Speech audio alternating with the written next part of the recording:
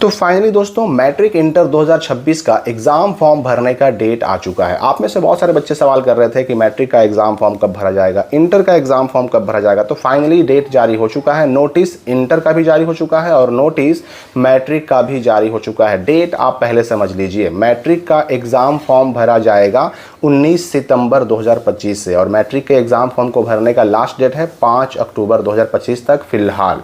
ठीक उसी प्रकार से इंटर का जो एग्ज़ाम फॉर्म है ये भी भरा जाएगा 19 सितंबर 2025 से और इसका भी लास्ट डेट रखा गया है 5 अक्टूबर 2025 तक।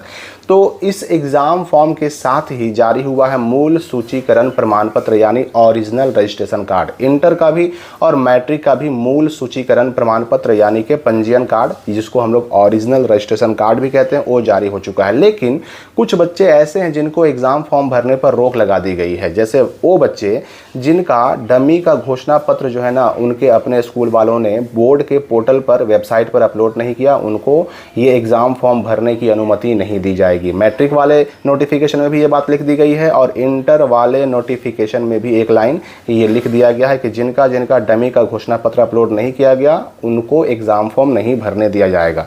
तो जो ये 19 सितंबर से 5 अक्टूबर तक मैट्रिक इंटर का एग्ज़ाम फॉर्म भरने का डेट आया, इस डेट में कौन कौन से बच्चे एग्ज़ाम फॉर्म भर पाएंगे, जो बच्चे फेल हो गए थे वो भर पाएंगे कि नहीं भर पाएंगे, या फिर जो इम्प्रूवमेंट का एग्ज़ाम देना चाहते हैं किसका कितना पैसा लगेगा, रेगुलर बच्चों का कितना, इम्प्रूवमेंट कितना, क्या क्या डॉक्यूमेंट लगेंगे, सारी बातें इस बार एग्ज़ाम फॉर्म भरने की प्रक्रिया क्या है, किस प्रोसेस से भराएगा, ये सारी बातें हम करने वाले हैं इस वीडियो में। तो बड़ा इंपॉर्टेंट होने वाला है ये वीडियो आपके लिए। तो सबसे पहली बात तो आप जान लीजिए कि जो डेट रखा गया 19 सितंबर से लेकर के 5 अक्टूबर तक, ये 5 तक आपको नहीं मानना है क्योंकि फ़ी जमा करने का डेट जो है 3 अक्टूबर तक ही है। तो 3 अक्टूबर तक है, मतलब आपके स्कूल वाले आपका फॉर्म 3 अक्टूबर तक ही जमा लेंगे। अब यहाँ पर मैं स्पष्ट कर दूं कि ठीक है, डेट आपको 3 अक्टूबर तक ही मानना है और 3 अक्टूबर तक ही रखा गया है, लेकिन ऐसा नहीं है कि डेट नहीं बढ़ेगा, डेट अभी 3-4 बार बढ़ेगा। लेकिन मैं आपको कहूँगा कि आप डेट बढ़ने का वेट बिल्कुल ना करें और जितनी जल्दी हो सके अपने स्कूल वालों से संपर्क करके अपना एग्ज़ाम फॉर्म भर लें। एक बात यहाँ पर स्पष्ट हो जाए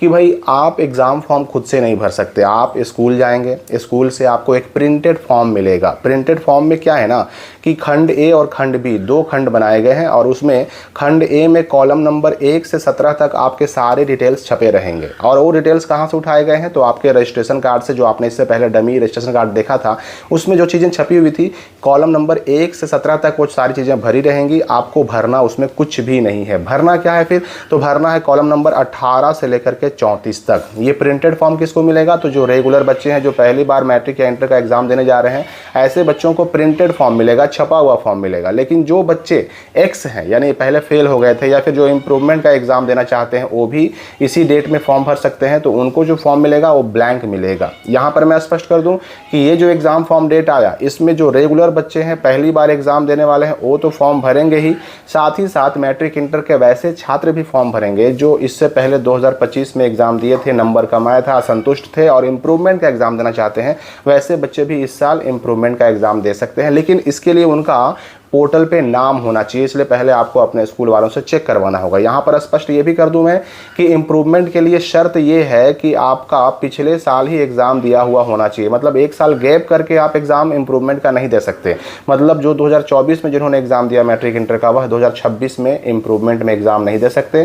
केवल 2025 वाले ही 2026 के मैट्रिक इंटर इम्प्रूवमेंट में शामिल हो सकते हैं। तो इम्प्रूवमेंट के लिए भी वही डेट है, रेगुलर के लिए भी वही डेट है और साथ ही साथ एक्स बच्चे जो फेल हो गए थे, जो 1-2 सब्जेक्ट एग्जाम देना चाहते हैं, उनके लिए भी यही डेट है। सब का बिल्कुल सेम डेट रहता है, सेम डेट में फॉर्म भराएगा, सेम डेट में आपका एग्जाम वगैरह सब कुछ होगा। तो एग्जाम फॉर्म 2 खंड में आया ज़रूर है, लेकिन ये स्पष्ट मैं कर दूं कि 2 खंड में जो एग्जाम फॉर्म आया है उसमें जो 18 से 34 कॉलम को भरना है, उसको भरने के लिए अलग से एक वीडियो आएगा कि ये एग्जाम फॉर्म हम सही सही कैसे भरें। अब यहाँ पर हम बात करते हैं कि पैसा कितना लगेगा। तो पहले हम समझ लेते हैं इंटर वालों का, इंटर में एग्जाम फॉर्म भरने में कितना पैसा लगेगा।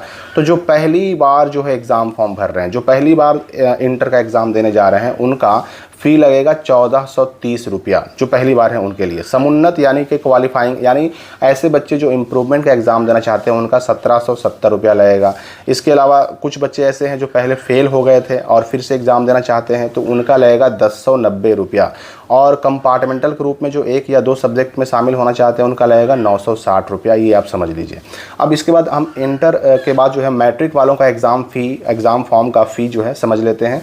तो मैट्रिक का एग्ज़ाम फॉर्म भरने में जो पैसा लगेगा वो लगेगा 1010 रुपया। किसके लिए?